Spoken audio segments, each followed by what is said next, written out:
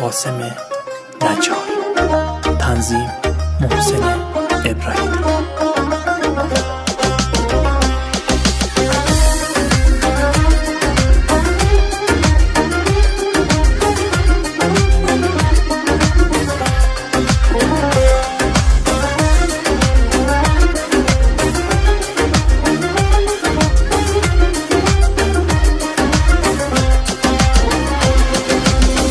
نبودنت کنارم حال منو خراب کرد، تو رفتی و ندیدی با من دلت چه ها کرد. تو نیستی که ببینی از این جدایی بیزارم، بی تو دل آروم نمیشه طاقت دوری ندارم، بی تو دل آروم نمیشه طاقت دوری ندارم.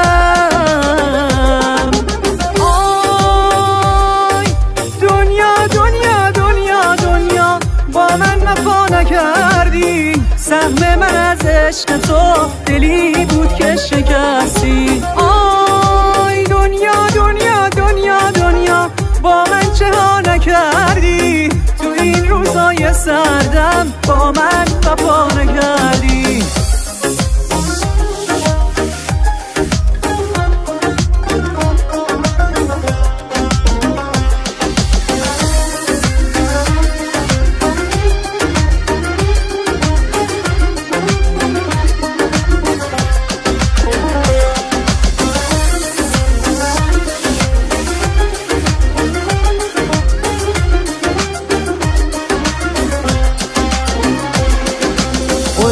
به من گفتی که میمونی تو روز و شبهای من، چرا رفتی نموندی همه بالا پر من، نموندی هم نم من. از خاطراتت مونده یه قاب خالی، رفتی و از من نپرسیدی یه حالی، نمونده هیچ سوالی.